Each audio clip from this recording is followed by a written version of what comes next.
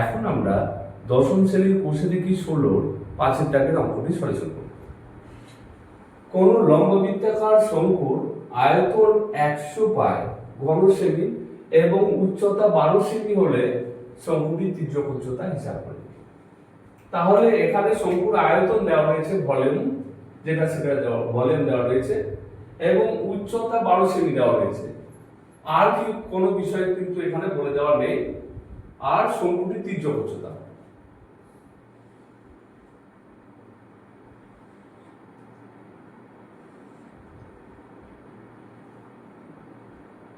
আচ্ছা, এরূপ একটি শঙ্কু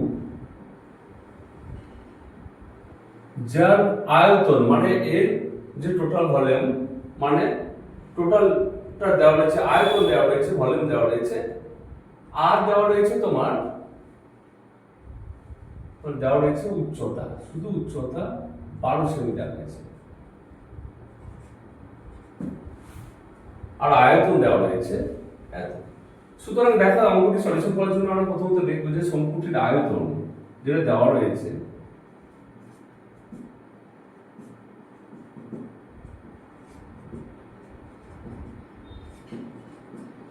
আয়তন সমান 100 পাই আর উচ্চতা দেওয়া রয়েছে, উচ্চতা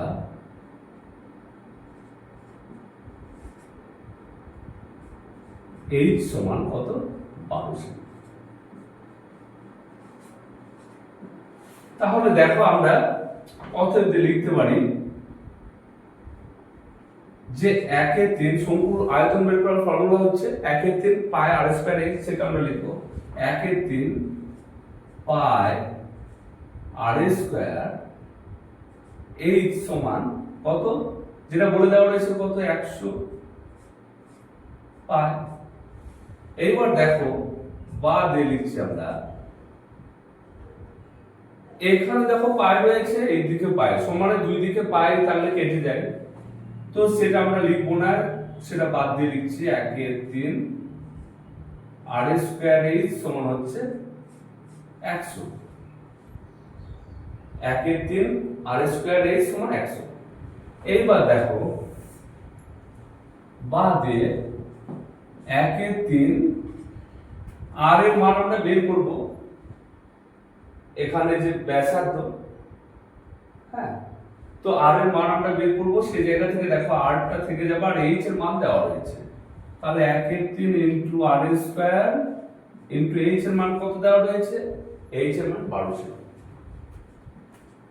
12 সেমি সমান এখানে কত 100। বা এইবার দেখো এই r স্কয়ারটাকে আমরা বাঁ দিকে রেখে দিচ্ছি আর সমান দিয়ে 100 লিখলাম, তারপরে 1/3 আছে, যদি সমানের ডান দিকে যায় ভগ্নাংশটি উল্টে যাবে, তাহলে গণিত দিয়ে 3/1 লিখলাম। আর এখানে দেখো r স্কয়ারের সঙ্গে 12 গুণ আকারে ছিল, তাহলে সেটা ভাগ আকারে হয়ে যাবে, তাহলে একবার আমরা লিখে নিচ্ছি, আর ভাগ আকারে হলে নিচে হয় 12।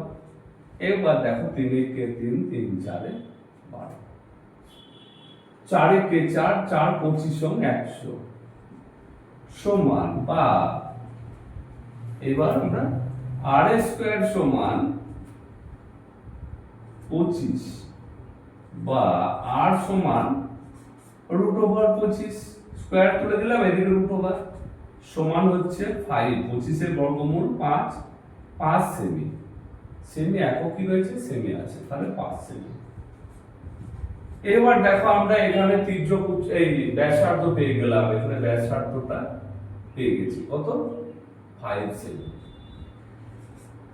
এবার যখন উচ্চতা পেয়েছি আর এখানে ব্যাসার্ধ, ভূমির ব্যাসার্ধ পেয়ে গেলাম, তাহলে এই সমকোণী ত্রিভুজের আমরা উচ্চতা এবং লম্ব এবং ভূমি পেয়ে গেছি, তির্যক উচ্চতা বের করতে হবে আমাদের।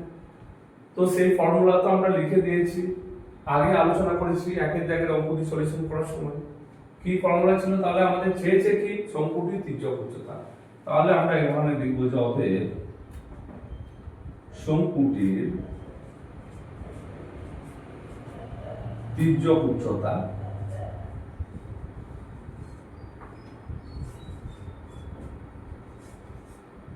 হ্যাঁ, এইচ সমান কি ফর্মুলা আছে তির্যক উচ্চতা বের করার?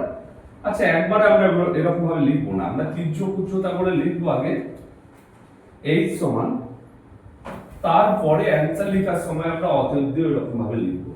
তাহলে এখানে তির্যক উচ্চতা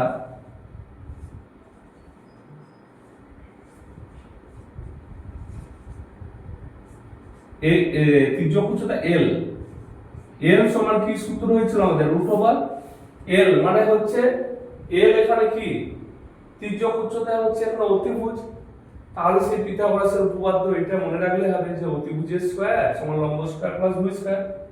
তাহলে এখানে অতিভুজের স্কয়ার দেইনি, তার মানে এখানে রুট ওভার হয়ে যাচ্ছে, আর লম্ব স্কয়ার ভূমি স্কয়ার, লম্ব এখানে কত আছে? লম্ব মানে উচ্চতা, উচ্চতা হচ্ছে এখানে একবার লিখে নিই এইচ স্কয়ার প্লাস হচ্ছে আর স্কয়ার সমান এখানে এইচ স্কয়ার কত? এইচ স্কয়ার হচ্ছে উচ্চতা, উচ্চতা 12 দেওয়া হচ্ছে 12 স্কয়ার,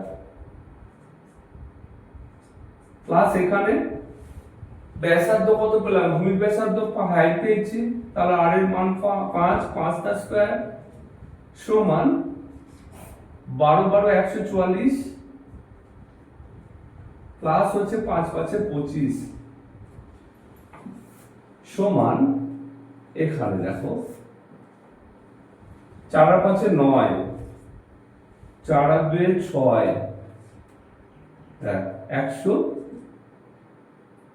169 কে বর্গমূল হচ্ছে 10। তাহলে এখানে একক কি রয়েছে? সেমি। অতএব শঙ্কুটির তির্যক উচ্চতা আমরা পেয়ে গেলাম, এল এর মান পেলাম, তার মানে তির্যক উচ্চতা শঙ্কুটির তির্যক উচ্চতা সমান 13 সেমি। তাহলে আমাদের 5 এর দাগের অঙ্কটি সলিউশন।